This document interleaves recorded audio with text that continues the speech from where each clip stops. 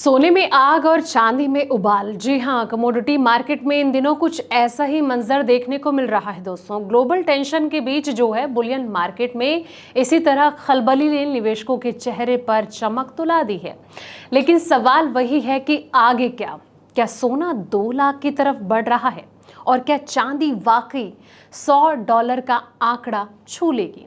आज के इस खास शो में हम डिकोड करेंगे सोने चांदी के अगले बड़े टारगेट्स क्या हैं, यानी कि ट्रेंड्स क्या हैं।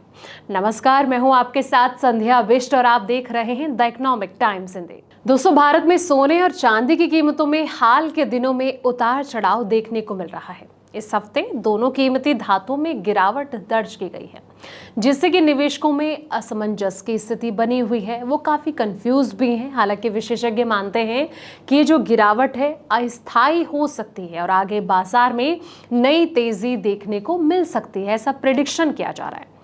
वैश्विक बाजार में भी जो गोल्ड और सिल्वर का दबाव है वो बना हुआ है और सोना जो है हल्की रिकवरी के बावजूद पूरे हफ्ते गिरावट में रहा, जबकि चांदी में भी कमजोरी देखने को मिली है।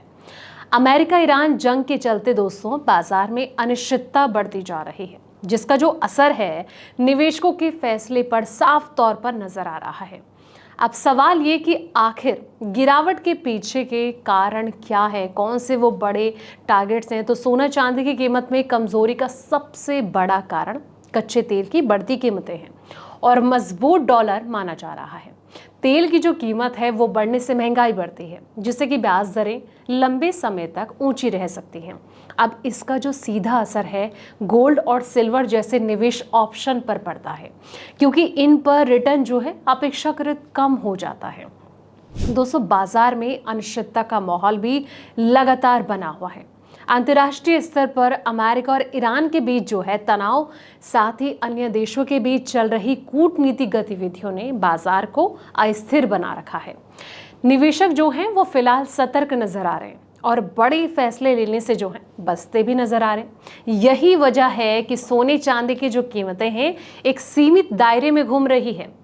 अब सवाल ये आता है दोस्तों कि क्या ये खरीदारी का सही समय है या फिर रुकना चाहिए। तो एक्सपर्ट ये मान रहे हैं कि मौजूदा गिरावट के बावजूद लंबी अवधि में सोने चांदी मजबूत बने रह सकते हैं। कीमतों में गिरावट को कई निवेश खरीदारी के मौके के रूप में देख रहे हैं। सोने के लिए 1,50,000 रुपए के आसपास सपोर्ट और 1,55,000 रुपए से ऊपर रेजिस्टेंस माना जा रहा है, जबकि चांदी जो है वो 2,40,000 से लेकर 2,50,000 रुपए के बीच रह सकती है। दोस्तों, अब आगे का ट्रेंड क्या कहता है इस पर भी नजर डालते हैं। आने वाले समय में गोल्ड और सिल्वर की जो दिशा है काफी हद तक वैश्विक घटनाओं और आर्थिक नीतियों पर डिपेंड करेगी। अगर जियोपॉलिटिकल तनाव बढ़ता है तो इनकी जो कीमतें हैं उनमें तेजी आ सकती है। वहीं अगर हालात सामान्य होते हैं तो बाजार में स्थिरता देखने को मिल सकती है।